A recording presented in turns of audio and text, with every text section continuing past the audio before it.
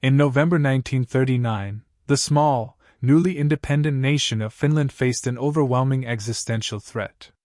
The massive Soviet Union, under Joseph Stalin, demanded significant territorial concessions and, upon refusal, launched a full-scale invasion, initiating the brutal conflict known as the Winter War. The disparity in forces was staggering. The Red Army possessed a massive numerical advantage in troops, tanks, and aircraft. The Finnish Army was desperately short of supplies, but possessed a profound knowledge of its own frozen, forested terrain and a fierce will to resist the invading giant. Into this desperate conflict stepped Simo Häyhä, a modest farmer and expert outdoorsman from the rural border region.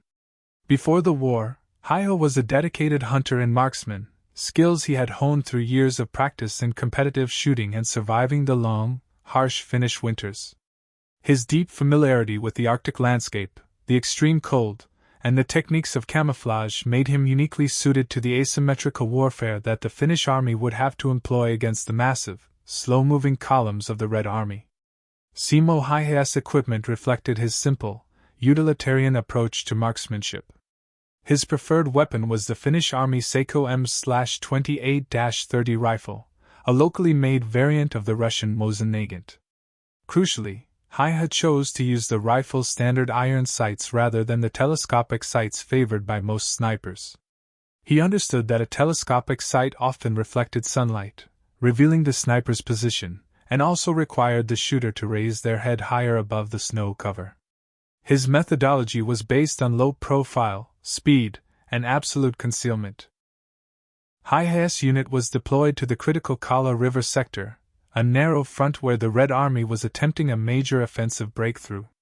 The Finnish defense relied on small, highly mobile ski units, known as sissis, guerrillas, using the severe winter weather, with temperatures often dropping below -40 degrees Celsius, to their massive advantage. It was here, amidst the deep snow and frozen forests, that Simo Häyhä would begin his legendary, solitary, and deadly campaign against the invading Soviet forces. From the very beginning of the Winter War, Simo Häyhä embarked on a chillingly effective and almost solitary campaign against the invading Red Army. Operating with almost supernatural stealth in his white winter camouflage, he would often move into position before dawn, sometimes enduring -40 degrees Celsius temperatures for hours, waiting for targets. His deep understanding of the terrain, combined with his exceptional marksmanship, allowed him to inflict devastating casualties on Soviet troops who were often poorly prepared for the extreme cold and the invisible enemy lurking in the snow-covered forests. Häyhä's tactics were simple but devastatingly effective. He would pack snow in front of his rifle barrel to conceal the muzzle flash, preventing the Red Army from pinpointing his position. He also kept snow in his mouth to prevent his breath from fogging in the frigid air, which could give away his location. These minute details, honed from years of hunting, allowed him to remain utterly concealed, seemingly melting into the frozen landscape, becoming an almost mythical, invisible threat to the advancing Soviet forces. The numbers he achieved were staggering. Within a mere 100 days of combat, Simo Häyhä amassed an official count of over 500 confirmed kills with his rifle, making him the most effective sniper in military history. This count does not even include his kills with a Suomi KP/31 submachine gun, which would add dozens more. He became a one-man terror, methodically picking off Red Army officers, machine gunners, and even other snipers, significantly disrupting Soviet advances and inflicting a profound psychological toll on the invading forces. The Red Army quickly became aware of the single, deadly Finnish sniper operating in the Kala River sector. They dubbed him the White Death, Belia smirked, due to his chilling effectiveness and his ghost-like appearance in the snow. The Soviet command launched desperate, often suicidal, counter-sniper operations and artillery barrages specifically aimed at eliminating Simo Häyhä. However, his mastery of camouflage and terrain allowed him to consistently evade capture or death, further solidifying his legendary status among both the Finnish and Soviet forces. Simo Häyhä's escalating kill count began to inflict a deep psychological toll on the invading Red Army forces in the Kala River sector. The Soviet soldiers, already demoralized by the extreme cold, logistical failures, and poor leadership, now faced an invisible, silent killer they could not locate or fight. The fear that any soldier, particularly an officer or machine gunner, could be instantly eliminated by a single, untraceable shot led to a profound breakdown in morale. The very act of walking through the snow-covered forest became an exercise in terror and paranoia for the advancing Soviet Union troops. The Red Army devoted significant resources and specialized teams to eliminate this singular threat. They employed their own skilled snipers, whom the Finnish Army called counter-snipers, tasked specifically with tracking and killing Häyhä. These specialized duels were often fought silently over hours or days, with both sides utilizing extreme patience and the harsh Finnish landscape for concealment. Yet, Häyhä's superior mastery of local terrain and his simple, low-profile methods consistently gave him the advantage, allowing him to defeat every specialized Soviet team sent against him. The Red Army resorted to drastic, desperate measures, including launching heavy artillery barrages specifically aimed at any area where they suspected Häyhä might be hiding. These bombardments, though devastating to the surrounding forest, were largely ineffective against the solitary sniper.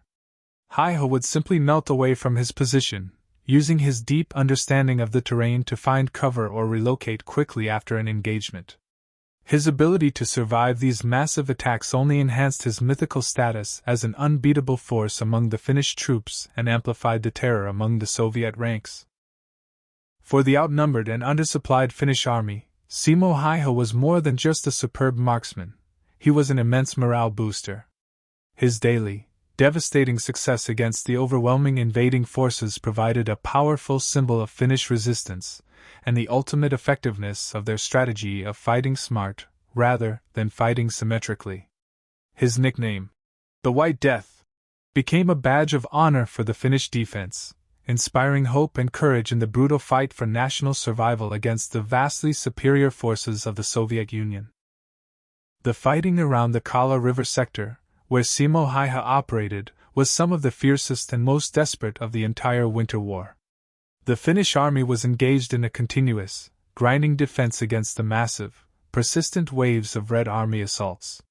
The fighting often devolved into brutal, close-quarters combat in the deep snow, demanding unimaginable resilience from the undersupplied Finnish troops. It was at this critical bottleneck that Häyhä's solitary actions bought precious time and inflicted disproportionate losses on the advancing formations of the Soviet Union. Häyhä's tactical mastery extended beyond mere camouflage. It was a profound interaction with the environment. He utilized every slight depression in the snow, every shadow cast by the dense forest, and even craters left by Soviet artillery to establish his invisible firing positions. His hunting instinct allowed him to accurately predict the movements of high-value targets, knowing exactly when a weary Soviet officer might briefly expose himself, or when a communications team would pause to lay cable. He used the extreme cold not as an obstacle, but as a silent, unforgiving ally. The physical toll of this constant, isolated warfare was immense. Simo Häyhä routinely operated in conditions where temperatures dropped far below freezing, risking severe frostbite and hypothermia with every extended period of stillness. Moving silently on skis over vast distances while maintaining the absolute focus required for his deadly profession demanded staggering physical stamina. Furthermore, the simple act of keeping his rifle operational and his hands steady in the biting Arctic wind showcased a level of patience and discipline that few soldiers in World War II could ever match. The strategic effect of the losses inflicted by Simo Häyhä was critical to the Finnish defense.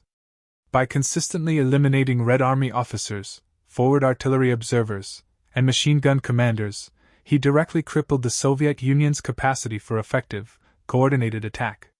His success caused communications to fail and leadership to collapse in localized but vital areas, critically disrupting the Red Army's ability to exploit any fleeting breakthroughs in the stubborn Kala River defense line. The immense success of Simo Häyhä was not solely due to his ability to find a target, but his extraordinary speed and efficiency in eliminating it. A key element of his legendary status was his ability to shoot, reload the Finnish Army Seikko M/28-30 rifle, and shoot again with incredible rapidity. This was partly facilitated by the way he positioned his body, using a tight, stable position that allowed for quick cycling of the bolt action while maintaining sight alignment, a technique drilled into him during his competitive marksmanship training before the Winter War. Häyhä specialized in targeting the highest value personnel within the advancing Red Army formations. By focusing on officers, who were often distinguishable by their slightly better equipment, different positioning, or the use of field glasses, he delivered a crushing blow to the Soviet Union's limited command structure in the field. This tactic was part of the wider Finnish Army strategy: eliminate the head of the snake to slow down the entire body, creating chaos and confusion in the massive Soviet advance across the frozen front. The Red Army's response to this tactical superiority was often ineffective and tragically costly. Having failed to eliminate Häyhä with counter-snipers and artillery, Soviet soldiers began to fear movement, often refusing to advance or even raise their heads in the areas around the Kala River. This massive, widespread psychological paralysis was a devastating victory for the Finnish army, allowing the severely outnumbered Finnish troops to hold crucial defensive lines against overwhelming odds, buying precious time for the beleaguered nation. In addition to his official sniper count with the rifle, Simo Häyhä was highly effective using the Suomi KP/31 submachine gun in the chaotic, close-quarters combat that frequently erupted in the dense forest fighting. When Red Army troops or tanks managed to penetrate the Finnish defense lines, Häyhä often fought alongside his comrades, utilizing the high rate of fire of the submachine gun to repel the enemy, further contributing to his unit's survival and increasing his total unofficial kill count against the invading Soviet Union forces. Despite his almost supernatural ability to evade capture and death, Simo Häyhä's legendary streak of kills eventually put him in grave danger. The Red Army's relentless and increasingly desperate efforts to eliminate the White Death intensified with every reported loss of an officer or NCO. They widened their artillery barrages, deployed more counter-snipers, and even resorted to more aggressive, direct assaults on suspected sniper positions, highlighting the profound impact a single individual could have on a massive, modern war. On March 6, 1940, after nearly 100 days of continuous combat, Simo Häyhä was finally hit. During a close-quarters engagement, likely during a counterattack, a Red Army soldier's bullet struck him directly in the face. The impact was devastating, tearing through his upper jaw and causing immense damage. He was immediately pulled from the front line by fellow Finnish Army soldiers who understood the critical importance of keeping him alive and getting him to immediate medical attention. The wound was so severe that Simo Häyhä lapsed into a coma shortly after being hit. His recovery was long, painful, and arduous, spanning several weeks. The extensive damage to his face required multiple complex surgeries, dramatically altering his appearance. However, in a testament to his incredible will to survive, he eventually regained consciousness and began the slow process of healing and rehabilitation.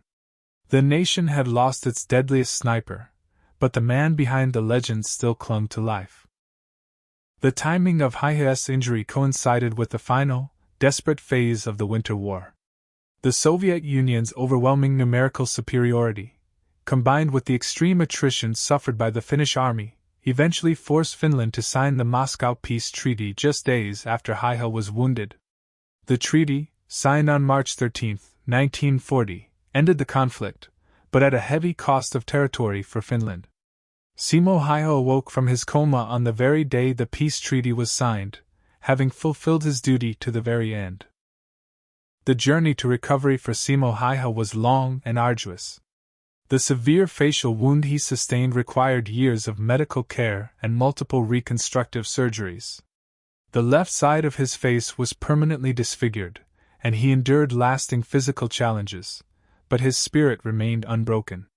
He would carry the scars of the Winter War for the rest of his life, a testament to the brutal conflict and his incredible, solitary courage in the face of overwhelming odds against the Soviet Union.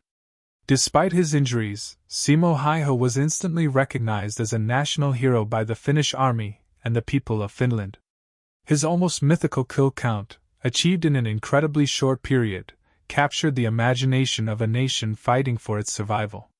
He was promoted directly from corporal to second lieutenant by Field Marshal Carl Gustav Emil Mannerheim, an extraordinarily rare and significant battlefield promotion for a non-commissioned officer, acknowledging his unparalleled contribution to the Finnish defense.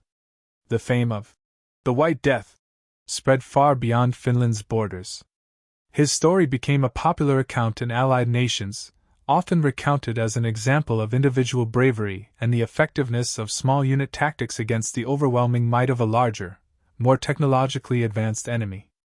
Häyhä's story resonated with the universal theme of David versus Goliath, inspiring smaller nations and resistance movements with the idea that ingenuity and determination could overcome sheer military power, even in the bleakest of times during World War II.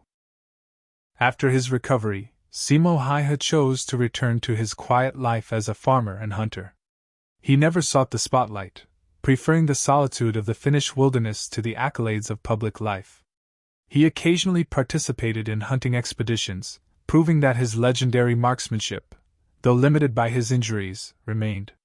His humility and quiet dignity further cemented his status as a true national hero, embodying the resilient and understated spirit of the Finnish people who had fought so bravely against the Soviet Union in the Winter War. The story of Simo Häyhä remains one of the most compelling and unique narratives to emerge from World War II. His incredible achievement, officially confirming over 500 kills in less than 100 days of combat, secured his place as the deadliest sniper in military history. His success was not due to superior technology but to his mastery of his environment, his simple, effective techniques, and his unparalleled patience and discipline, forever enshrining the image of the unassuming farmer-turned-national savior. In the decades following the Winter War, Simo Häyhä lived a long and quiet life. He died in 2002 at the age of 96, having survived the horrific wound he sustained and living long enough to see his legend grow into a global symbol of individual resistance. His humility remained a defining characteristic. When once asked how he achieved such extraordinary precision, he simply replied, "Practice." His quiet nature belied the terror he had inflicted upon the Soviet Union during the brutal, short conflict. The legend of the White Death had a lasting and profound impact on military doctrine. His methods, particularly his use of camouflage, the concealment of muzzle flash, and the reliance on iron sights to maintain a low profile, are still studied in modern military sniper schools globally. Häyhä demonstrated the immense strategic power that a single, highly skilled individual could wield against a massive mechanized force, proving that ingenuity and mastery of terrain could negate overwhelming firepower. Simo Häyhä's legacy is one of unwavering resolve in the face of insurmountable odds. He embodies the spirit of Finnish resistance during the Winter War, when a small nation stood defiantly against a massive invading force. His story serves as a timeless reminder that courage, deep personal skill, and a fierce dedication to one's homeland can define a conflict, turning a seemingly hopeless defense into one of the most inspiring sagas of World War II.